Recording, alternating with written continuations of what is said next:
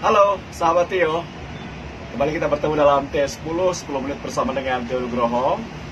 Dalam kesempatan kali ini, gue akan membahas 7 tim yang akan berpeluang merajai Liga 1 2019 yang akan bergulir tanggal 8 Mei nanti.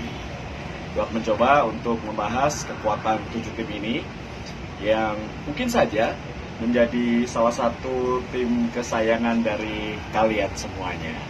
Sebelum gue mulai ulasan gue mau ucapkan terima kasih atas dukungan selama ini sudah menyaksikan T10 TV, sudah subscribe, sudah like, sudah klik lonceng, berikan komen, dan juga sudah share ke teman-teman semua. Semoga gue bisa lebih bagus ke depannya untuk memberikan ulasan dalam konten-konten yang gue berikan di T10 TV. Oke, gue mulai. 7 tim yang akan menjadi tim siap kuat untuk bisa merajai Liga 1 Liga Kebangsaan Indonesia yang akan bergulir di 8 Mei nanti. Yang pertama gue akan membahas Persija Jakarta. Ini juara bertahan. Kenapa gue bilang Persija Jakarta? Karena faktor juara bertahan, kemudian persiapan mereka juga sudah cukup matang. Mereka tampil di AFC Cup, jadi pemain sudah berkumpul dan juga tidak terlalu banyak pergantian pemain di sana, dan dana untuk transfer pemain, dana untuk operasional cukup kuat Persija Jakarta. Ini juga akan mempengaruhi kualitas pemain, permainan selama satu musim penuh, apalagi musim ini termasuk musim yang cukup padat. Ada faktor Ivan Kolev, pelatih yang pengalamannya luar biasa, pernah menjadi pelatih timnas Indonesia. Pelatih ini suka dengan 4-4-2, pelatih old school, tapi pelatih ini jeli, cermat, memiliki karakter untuk juara bertahan Persija Jakarta. Jadi Persija gue masukkan ke dalam salah satu tim atau 7 tim yang akan berpeluang merajai Liga 1 Indonesia. Tapi ada kelemahannya. Belum ada striker. Kelemahannya belum ada striker. Kalau kita lihat Marco Simic masih bermasalah. Nah, manajemen Persija tentunya saat ini sedang berpikir ulang untuk mencari striker yang bisa menggantikan posisi Marco Simic. Nih, jujur saja kalau kita lihat di Piala Presiden kemarin atau AFC Cup, Persija hanya kurang satu puzzle, yaitu seorang striker. Jika memiliki striker yang setajam sebaik Marco Simic, Persija tentunya akan menjadi tim yang harus diperhitungkan kembali. Belum juga dukungan Jackmania, ini konsisten banget ya. Jackmania salah satu kelompok supporter dari Persija, dimanapun Macan Kemayoran main selalu hadir, dan ini memberikan satu dampak positif untuk penampilan para pemain di lapangan. Jadi Persija sah ya, masuk dalam salah satu dari 7 tim yang gua perhitungkan. Yang kedua adalah PSM Makassar.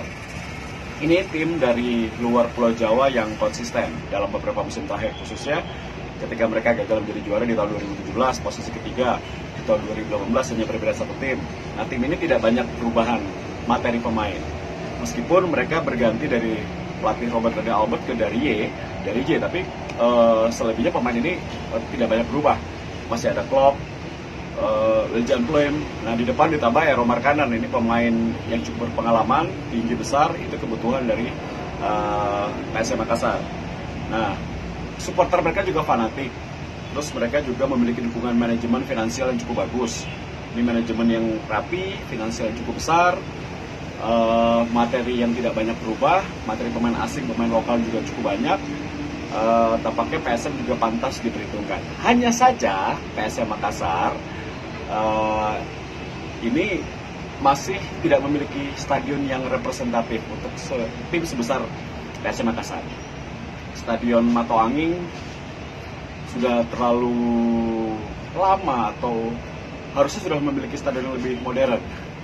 Stadion Barombong pun tidak kunjung selesai, dan juga faktor pelatih ini yang masih diragukan apakah mampu setara dengan Robert Rene Albert dalam segi penanganan tim, menangani ego para pemain bintang, dan juga rotasi. Nah, ini masih diragukan. Tapi saya memilih PSM Makassar masuk dalam 7 tim yang akan berpeluang merajai Liga 1 2019. Oke, kita masuk ke tim ketiga, yaitu Persib Bandung. Persib Bandung ini tim dari Jawa Barat. Kalau kita lihat representatif sepak bola Jawa Barat, yaitu Persib Bandung. Musim lalu mereka tidak beruntung karena mendapatkan sanksi, menjadi tim musafir, terus kehilangan dukungan bobotoh sehingga mereka melorot dari posisi atas ke bawah. Musim ini dengan dukungan bobotoh dan juga masyarakat Jawa Barat, finansial yang cukup kuat, gue akan yakin bahwa Persib akan kembali. Apalagi mereka mempertahankan bintang mereka yang kita sudah tahu lah bagaimana Ezekiel Doasel menjadi pemain yang paling tajam, pemain striker yang cukup lengkap. Ini akan menjadi salah satu faktor kenapa gue memilih Persib Bandung. Terus masuknya beberapa pemain baru, Fabiano Beltrame, kemudian Esteban Vizcarra, Gian Sola yang kembali dari Persela Lamongan, Erwin Ramdhani. Ini tampaknya juga menambah kekuatan pemain-pemain yang sudah ada di sana. Ada Febri Haryadi di sana. Kalau kita lihat juga di tengah masih ada pemain Haryono, di belakang Bojan Malisic. Itu masih Persib pantas lah untuk masuk dalam 7 tim yang diperhitungkan. Dan gue berharap Persib mampu bangkit. Kelemahannya masih ada harus diperhitungkan adalah Lopicic. Serdar Lopicic dianggap tidak bisa menggantikan posisi Bauman musim lalu. Nah ini dalam Piala Indonesia dan Piala Presiden lalu tampaknya memang menjadi titik lemah. Bobotoh tampaknya protes. Nah ini harus segera diperhitungkan atau dipikirkan oleh manajemen Persib Bandung jelang musim ini. Kemudian juga Coach Miljan Radovic belum seperti pelatih sebelumnya Mario Gomez. Sebetulnya dicintai nih Mario Gomez oleh bobotoh, hanya saja saya tidak tahu kenapa dipecat oleh manajemen. Nah ini menjadi kelemahan Persib Bandung. Satu, Miljan Radovic belum meyakinkan. Kedua, Serdar Lopicic belum menjadi playmaker yang handal atau pemain tengah yang dicintai oleh bobotoh. Oke, kita menuju ke tim berikutnya, yaitu Bali United. Masuk ke dalam 7 tim yang pantas diperhitungkan. Kenapa demikian? Karena Bali United lagi-lagi finansialnya bagus, stadion juga bagus, Semeton Dewata juga luar biasa. Mereka juga punya pelatih baru, Teko Cugura, yang membawa Persija menjadi juara musim lalu. Ini faktor penting, pelatih yang cukup bagus, ditambah dengan transfer pemain. Mereka membeli atau mengambil beberapa pemain penting banget. Menurut gue adalah Paulo Sergio dari Bayangkara FC. Ini pemain yang top, pemain terbaik Liga Indonesia, Liga 1 2017 lalu. Villa Pacheco pernah di Persija. Ini di lini belakang akan menambah kuat lini belakang dari Bali United. Belum juga ada Leo Tupamaho, pemain Gaek. Ini juga pengalamannya bisa memberikan hal positif untuk pemain-pemain muda Bali United. Kalau kita lihat kelemahan dari Bali United seperti beberapa musim lalu, yaitu tidak konsisten. Kadang-kadang mereka kalah dengan tim-tim yang harusnya mereka mampu kalahkan. Kedua, banyak pemain yang dipanggil timnas. Jadi jika ada Lili Pali misalnya dipanggil timnas atau Spaso dipanggil timnas, ini goyang. Nah ini pelapisnya harus maksimal. Tapi gue percaya Teko Cugura adalah sosok yang tepat untuk hadir di Bali United untuk bisa memberikan perubahan. Jadi gue masih percaya bahwa Bali United masuk dalam 7 tim yang pantas diperhitungkan. Oke, berikutnya kita masuk ke tim kelima, yaitu Persebaya Surabaya. Bajul Ijo, wajar lah kalau Bajul Ijo ini tim yang baru kembali dari Liga 2 musim lalu, tampil cukup bagus sekali. Bonek kembali memberikan dukungan penuh, GBT selalu penuh, 50.000 penonton selalu penuh. Ini tampaknya juga menjadi satu tim yang pantas diperhitungkan. Ditambah dengan Jajang Nurjaman, musim keduanya kali ini membawa sebuah perubahan. Karakter sudah ada, ditambah dengan memasukkan beberapa pemain baru. Hansa Muyama ini paling sentral ya, sosok paling sentral. Hansa Muyama di belakang, ada Zalilov dan juga Damian Lizio di tengah, pemain asal Argentina. Ini memperkuat materi pemain yang dimiliki oleh Persebaya Surabaya. Masalahnya adalah Amido Balde, ini kabarnya pemain ini tidak masuk atau lolos verifikasi PSSI karena tampil terakhir di tim Liga Libya. Libya bukan termasuk negara yang diperhitungkan oleh PSSI ya. Negara Afrika yang tidak masuk dalam list PSSI untuk liga terbaik yang harusnya diperkuat oleh pemain tersebut di musim lalu. Nah, jika Amido Balde belum atau tidak bisa, ini PR bagi Janur dan juga bagi Persebaya untuk mencari striker andalan, karena striker mereka butuh. Mereka butuh seperti sosok David da Silva musim lalu yang tampil cukup bagus. Nah, Amido Balde sebenarnya bagus, hanya saja belum tahu apakah verifikasi lolos atau tidak. Kedua adalah pressure tinggi dari Bonek. Ini yang kadang-kadang membuat pemain kehilangan konsentrasi atau fokus, malah tentunya penampilan mereka tidak terlalu bagus di lapangan. Dan juga gue melihat kiper. Ini kiper kurang nih. Kiper masih kurang nih. Misor Saputra kerap melakukan blunder. Untuk tim sekelas Persebaya Surabaya harus memikirkan lagi kiper yang bisa bagus. Jadi gue rasa Janur harus berpikir bahwa Persebaya harus mencari kiper yang tangguh. Oke, berikutnya Madura United. Ini Los Galacticos-nya Indonesia. Banyak sekali pemain bintang yang didatangkan oleh Bapak Haruna Sumitro. Ada pembelian gila kalau gue bilang ya. Ada Jamerson, kemudian Alexander Rakic, belum Muhammad Ridho, penjaga gawang top. Kemudian gue lihat ada Marco Meroja, Andi Firmansyah. Ini tampaknya semua pemain bintang diambil. Dan materi pemain mereka cukup bagus. Ditambah dengan pelatih baru mereka, Dejan Antonic. Ini salah satu pelatih dari Borneo musim lalu. Menurut gue kaya dengan strategi.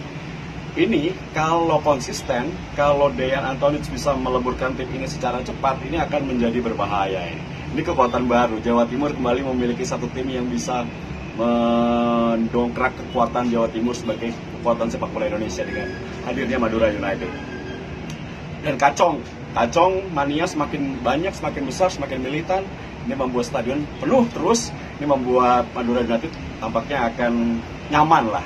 Kalau dana finansial jangan ditanya, mantap kalau itu pasti.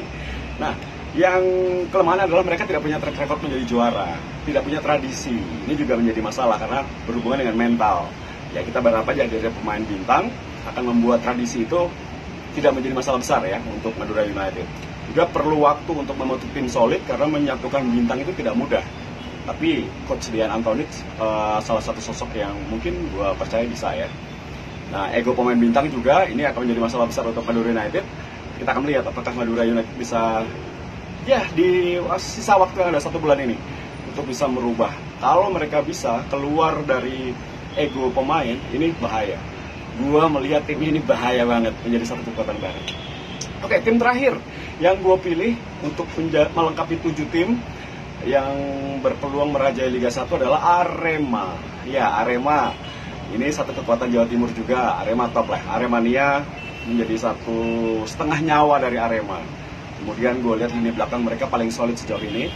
Ini terbaik, lini belakang terbaik menurut gue di saat ini di Indonesia. Hamka Hamzah, Arthur Punya, John Alvarisi. Di kanan banyak pilihan lah yang bisa dimasukkan untuk pelatih Arema untuk bisa meramu tim ini. Dimana Milo menjadi seorang pelatih yang cukup cerdas. Ada Alvin Tosalamoni ya di kanan. Pemain lengkap, materi pemain lengkap. Hanya saja kalau kita lihat memang mereka perlu seorang striker yang handal karena Robert Lima Gladiator juga cedera. Meskipun ada Dedik Setiawan, tapi kalau gue lihat Dedik juga butuh pendamping di depan. Rivaldi Bowo pemain sayap. Nah, ini striker dari Arema tampaknya yang akan menjadi masalah. Di tengah bahkan Konate, Hanif Syahbandi, Hendro Siswanto, udahlah nggak usah diragukan lagi. Arema musim ini tidak banyak berubah, dengan hadirnya Milo juga akan memberikan sebuah kekuatan tersendiri.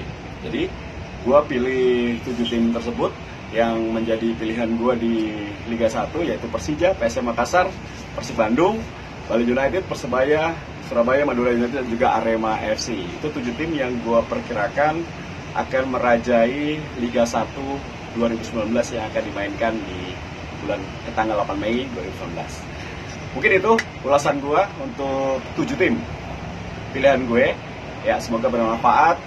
Semoga tayangan ini bisa memberikan inspirasi dan juga pengetahuan ya untuk teman-teman lulus semua yang nonton. Oke, segitu dulu dari gue. Sampai ketemu di konten-konten berikutnya. Jaya terus sepak bola Indonesia.